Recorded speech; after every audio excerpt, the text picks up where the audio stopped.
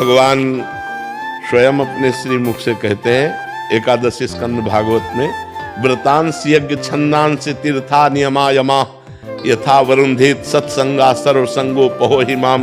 मैं बड़े बड़े व्रत से वश में होने वाला नहीं, मैं बड़ी बड़ी यज्ञों से वश में होने वाला नहीं, मैं नियम संयम से वश में होने वाला नहीं। अगर मैं वश में होता हूं तो साधु संग से होता हूं। तो साधु संग क्या? भगवान की शरण। हे नाथ, मैं जैसा हूं आपका हूं, यही भगवान को प्रसन्न करने का सबसे श्रेष्ठ उपाय है, क्योंकि हमारे पास और कुछ नहीं है। जैसे हम कहते हैं भगवान को भोग लगाएं, यार वो पूरी सृष्टि को पवाता है, हम उसको क्या भोग लगाएं। अब हम कहते हैं व्रत उपवास रहने इतने से क्या होने वाला है, यज्ञ करे तो उन्हीं की वस्तुओं से, दी हुई वस्तुओं से यज्ञ कर रहे हैं। सबसे बढ़िया बात है भगवान की शरण होना। हे नाथ, मैं आपका हूं, जैसा भी हूं पर आपका हूं। हमें ये दावा नहीं है कि मैं आपके लायक हूं, पर नाथ जैसा हूं आपका हूं। प्रभु मैं आपकी शरण में हूं, सबसे बढ़िया बात है। कोटि विप्र बदला गए जाहू, आए शरण तजो नहीं ताहू। भगवान का व्रत है, करोड़ों विप्रों को ब्रह्म ऋषियों के मारने का पाप लगा हो, फिर भी भगवान की शरण में आ जाओ तो भगवान अपना लेते हैं। भगवान प्रसन्न होते हैं उनकी शरण में जाने से, भगवान की शरणागति। अब शरणागति कैसे हो? फिर उसके लिए है कि प्रथम भगति संतन कर संगा, दूसरे रत्नम कथा प्रसंगा, नवधा भक्ति हृदय में धारण करो तो आत्मसमर्पण हो जाएगा। श्रवणम कीर्तनम स्मरणम विष्णुर्पाद सेवनम अर्चनम वंदनम दास्यम सख्य आत्मनिवेदनम। आत्मनिवेदन का मतलब होता है समर्पण। नवधा भक्ति से आत्मनिवेदन प्राप्त हो जाता है। सुकल्प पटेल जी, महाराज जी, वर्षों से मिली असफलताओं के कारण मेरा जीवन दिशाहीन हो गया है। जो भी लेता हूँ गलत ही हो जाता है। इससे आत्मविश्वास डगमगा सा गया, भय दुख अनिद्रा बढ़ गई है। देखो, जब तक हमारे पूर्व पाप नष्ट नहीं होंगे तो हम कोई भी सफलता का कार्य करेंगे तो हमें असफलता में गिरा देंगे। हम बहुत सकारात्मक सोच रखना चाहेंगे, हमें नेगेटिव सोच में पहुंचा देंगे। यह है पाप का परिणाम। और पाप को नष्ट किए बिना हम सुखी नहीं हो सकते। इसलिए पाप नष्ट करने के लिए और भी उपाय हैं, जैसे तीर्थयाटन है, गंगा स्नान है, और भी है। लेकिन सही सटीक पाप की जड़ का नाश कर दे नाम है।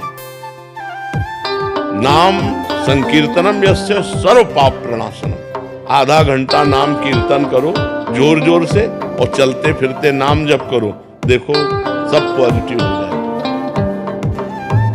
हम जो कह रहे हैं नाम कीर्तन करो, भगवान विष्णु का भी 1000 नाम कीर्तन है शास्त्र, लेकिन आधा घंटा कोई नाम कीर्तन करो। जो नाम प्रिय हो आपको, हरे कृष्ण श्री राम जय जय, जो भी राधा राधा राधा, खूब जोर जोर से भगवान नाम कीर्तन करो और चलते फिरते नाम जप करो। फिर देख लो आप उसका परिणाम, फिर आप खुद अनुभव करें। लेकिन लंबे समय तक 2-4 दिन किया फिर पाप कर लिया, फिर 2-4 दिन किया पाप किया, वो बात नहीं है। पाप आचरण रोक करके लंबे समय तक करो तो तुम्हारे पाप नष्ट हो जाएंगे, सफलता हाथ लग जाएगी।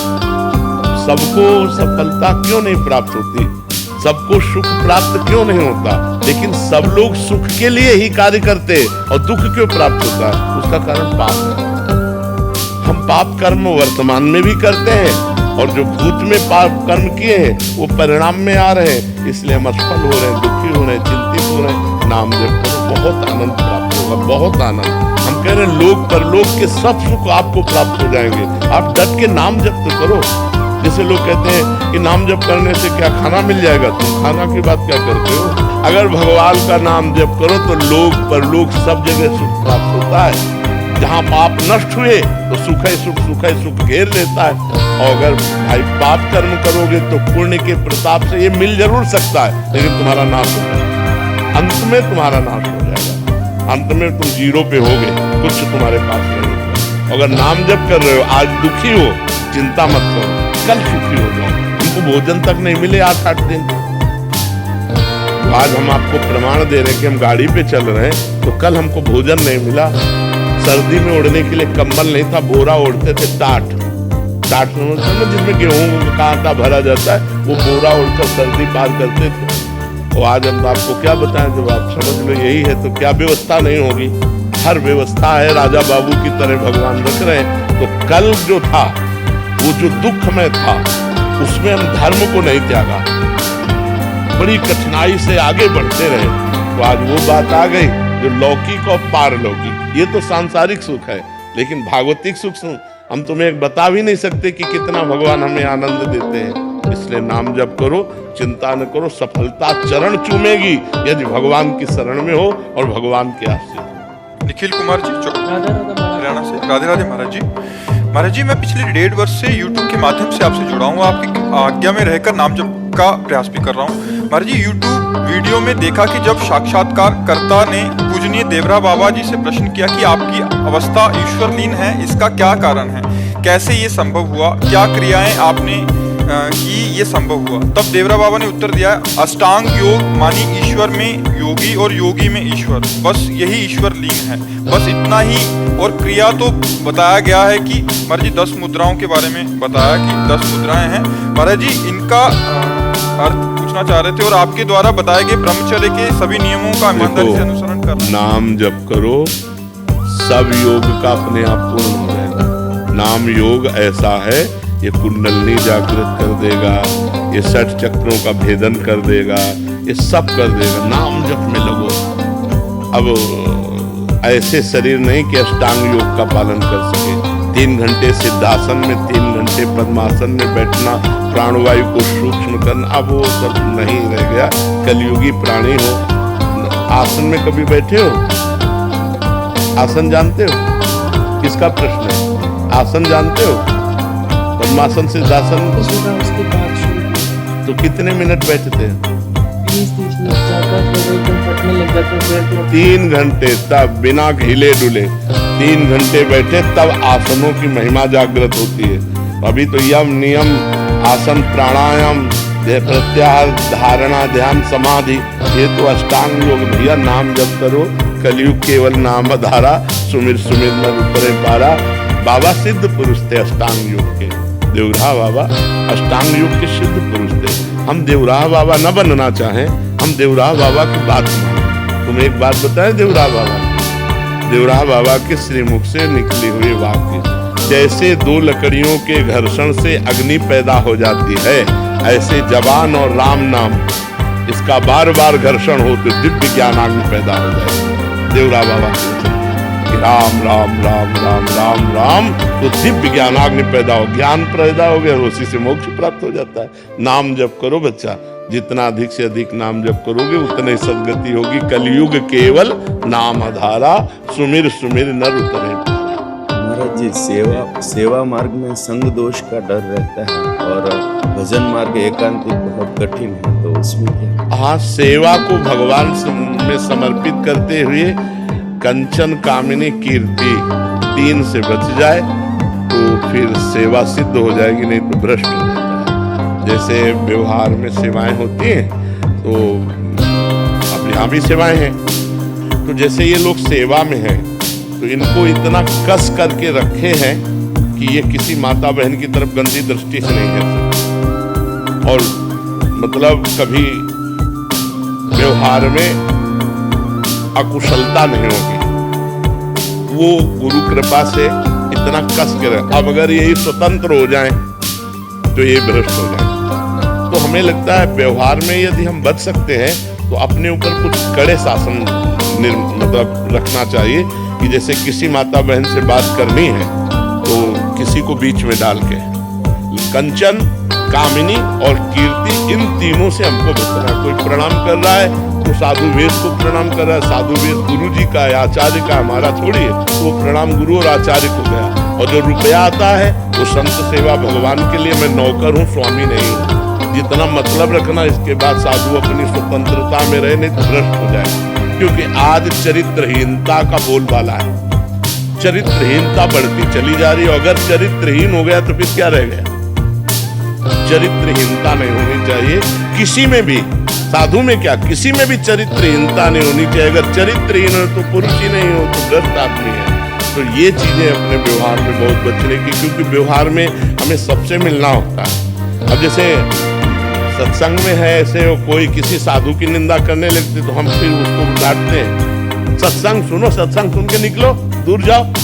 अपने साधन में तुम लगो, साधु को भजन करने दो। वहां जाकर तुम्हें पैर पकड़ने की जरूरत क्या है? वहां जाके तुम्हें एकांत में मिलने की जरूरत क्या है? वहां जाके उसे भ्रष्ट करने की जरूरत क्या है? तुम सत्संग सुनो और दूरी बनाओ, और तुम अपने घर में भजन करो, अपनी कुटिया में भजन करो। जब सत्संग सुनने गए तो केवल सत्संग सुनो, साधु से मतलब नहीं रखना, साधु की वाणी से मतलब रखो, उसकी आज्ञा का पालन करो, कल्याण हो जाएगा। तो अपने को बहुत बच के चलना है। कलयुग है, हर चीज माया परोसेगी, पर अपने को बहुत सावधानी पूर्वक चलना है, तो ही बच सकते, नहीं तो बहुत कठिन है। बहुत गुरुजनों के शासन में रहे, साधु मंडली में रहे, और अगर कहीं एकांतिक ऐसी सेवा हो तो अपने को बचा कर रखे। ये हमारा दुर्भाग्य होगा कि अगर हम ऐसे कदम रख देते, बिल्कुल नहीं। और 1 मिनट में गेम बदल जाएगा, 1 मिनट में आप फंस जाएंगे, 1 मिनट में गेम बदल जाता है। इसलिए बहुत जीवन भर इस बात से बिल्कुल ऐसे जीवन भर सतर्क। जैसे मृत्यु को देखने पर आदमी भयभीत होता है ना, ऐसे साधु को साक्षात मृत्यु मूर्तिमान समझना चाहिए स्त्री संभोग के समय में। नहीं, बिल्कुल नहीं। साधु हर बात खूब मौज से खाओ पियो मस्त घूमो, बस कंचन की याचना मत करो, कामनी का संग मत होने दो, कीर्ति को स्वीकार मत करो, भगवत प्राप्त घूम रहे हो, जीवित भगवत प्राप्त, जीवन मुक्त हो। और यही 3 बातें हैं, इन्हीं से बच जाना। मनीष श्रीवास्तव जी, अमेरिका से। राधे राधे महाराज जी। महाराज जी, आपके चरणों में कोटि कोटि प्रणाम। महाराज जी, मैं पिछले 22 वर्षों से अमेरिका में रह रहा हूँ और मूल रूप से वाराणसी का हूँ। मैंने भौतिक रूप में अपने जीवन काल में लगभग सब कुछ हासिल कर लिया, एक अच्छा कैरियर, पैसा, स्थिरता, समाज में सम्मान, फिर भी एक खालीपन सा है। महाराज जी, मैं स्पष्टता जानना चाहता हूँ कि मेरे वर्तमान भागवतिक स्थिति को देखते हुए, जैसे कि मैं अभी हूँ, क्या मुझे भी भगवत प्राप्ति हो सकती है? क्योंकि मैंने मन ही मन ये निष्कर्ष निकाल लिया है कि इस जीवन में मेरे लिए भगवत प्राप्ति संभव नहीं है। मेरा स्वभाव ऐसा है कि चीजों को अच्छी तरह से समझता हूँ, पहले तो ये धारणा हटाओ, नहीं कभी नहीं होगी। पहले धारणा हटाओ कि मुझे भगवत प्राप्ति नहीं हो सकती, ऐसा कभी नहीं सोचते। हमें ये सोचना मैं भगवत प्राप्ति के योग्य नहीं हूँ, लेकिन भगवान की कृपा से मुझे भी भगवत प्राप्ति हो। अगर मैं पतित हूँ तो भगवान का नाम पतित पावन है, मैं दीन हूँ तो भगवान दीनानाथ है, मैं कितना भी नीच हूँ तो सर्वश्रेष्ठ है, मैं अनाथ हूँ तो नाथों के स्वामी है। हमारा भगवान का संबंध है। मैं भगवान के योग्य नहीं हूँ, लेकिन भगवान को प्राप्त कर सकता हूँ, क्योंकि भगवान का अंश हूँ। ममैवांशो जीवलोके जीवभूता सनातना। जब हम पहले ही निश्चय कर लेंगे कि मुझे भगवत प्राप्ति नहीं होगी, तो नहीं, हम निश्चय करते हैं कि मुझे भगवत प्राप्ति होगी होगी होगी, क्योंकि मैं भगवान का बच्चा हूँ, मैं भगवान का अंश हूँ। हाँ, मैं भगवत प्राप्ति योग्य नहीं हूँ, भगवान की कृपा से होगी। मैं प्रयास करूंगा, नाम जप करूंगा, अच्छे आचरण करूंगा, दूसरों को सुख पहुंचाऊंगा, और भगवान से रो रो के प्रार्थना करूंगा कि मेरे पापों को नाश करके मुझे भगवत प्राप्ति कराइए। तो क्यों नहीं हो जाएगी? ऐसी धारणा नहीं रखनी चाहिए, कमजोर धारणा नहीं रखनी चाहिए, निगेटिव भाव नहीं रखना चाहिए। हर समय हमें पॉजिटिव भावों का पोषण करना चाहिए। निगेटिव भाव क्यों रखे? जब वो घोर वैश्यागामी पापी को भी मिल सकते हैं, तो मुझे क्यों नहीं मिल सकते? पर हम मिलना चाहें, हम भगवान की प्राप्ति करना चाहें। ऐसे ये कह रहे हैं कि मैं किसी भी चीज को लॉजिक से समझता हूँ, पिछले इतिहास से समझता हूँ, तो मतलब मेरे को थोड़ा सा क्या लॉजिक तुम्हें चाहिए? इससे बड़ा लॉजिक चाहिए? तुम भगवान के बच्चे हो कि नहीं हो, भगवान के अंश हो कि नहीं? तो बाप से मिलने के लिए कौन सी हमको क्रेडिट की जरूरत है, कौन से हमें सद्गुणों की जरूरत है? हमारे बाप है, भगवान हमारे बाप है ना, सबके बाप। भगवान सबके पिता हैं, क्योंकि हम सब उनके बच्चे हैं। तो हम क्यों नहीं भगवान से मिल सकते? हम नीच हैं तो उन्हीं की माया में तो नीच बने हैं। अगर हम गिरे हुए व्यक्ति हैं, बहुत दूषित हैं, तो उन्हीं की माया से, अपने बाप की माया से तो गिरे हुए हैं। हम क्यों नहीं मिल सकते? हमारा दावा है। हमारे प्रभु, जैसे प्रभु गीता में कहते हैं ममैवांशो, तू मेरा अंश है, ऐसे हम ठसक से कहते हैं कि भगवान मेरे हैं। क्यों नहीं मिलेंगे? लॉजिक हमारा बनता है कि नहीं बनता? क्यों? ये लॉजिक से अलग है। मुझे लगता है कि इस जन्म में नहीं हो पाएगा, हमको 1000 जन्म लेना पड़ेगा। तो क्या तो 1000 जन्म नहीं लेना पड़ेगा तुम्हें, हम पक्का कह रहे हैं 1000 जन्म लेना पड़ेगा। हम इसी जन्म में प्राप्त करेंगे। भगवान के लिए ऐसा क्यों नहीं सोचता? मनुष्य जन्म 1000 जन्म ही मुझे मिलेंगे, बार बार गारंटी है। विचार करके देखो, बहुत दुर्लभ है मनुष्य शरीर, एक बार मिला है, अब अगली बार हम सुअर कुत्ता बनेंगे, क्या भरोसा, उसमें हम भजन कर लेंगे। अरे हम इसी जन्म में भगवत प्राप्ति करेंगे। जैसे तुमने प्रयास किया विदेश में रहकर सफलताएं प्राप्त की, ऐसे ही ये सफलता के लिए सोचो। मैं हर समय राम राम जपूंगा, कृष्ण कृष्ण जपूंगा, राधा राधा जपूंगा और मेरी श्वास छूट गई तो मुझे भगवत प्राप्ति हो जाएगी। निराश क्यों होते हो? निराश नहीं होना, उदास नहीं होना, हताश नहीं होना। भगवान हमारे कोई गैर थोड़ी है, भगवान हमारे, हमको क्यों नहीं मिलेंगे? 1000 जन्म तक तो सोच लोगे तो। देखो हमको एक सिद्ध संत ने बताया था, हम उस समय 16-17 वर्ष की अवस्था के थे, हम बचपन से घर से निकले 13 वर्ष की अवस्था से। उनका नाम सिद्ध बाल योगी था, वो गंगा किनारे ही रेती पे रहते थे। तो जब उनसे मिले, रात्रि में मिलने का अवसर मिला, तो उन्होंने पहली बात कही, हमने अपनी डायरी में लिख रखी थी कि बेटा जो बनना है वो सोचो, जैसा बनना है वैसा सोचो, जैसा सोचोगे वैसा बन जाओगे। बस हम संतों की बात पकड़े थे, बड़े बड़े महापुरुषों की बातों को डायरी में अपने लिख लेते, तो बार बार रोज पाठ की तरह जैसा बनना है वैसा सोचो, जैसा सोचोगे वैसा बन जाओगे। तो जैसे तुमने सोच लिया 1000 जन्म भगवत प्राप्ति नहीं होगी, गारंटी देता हूं नहीं होगी।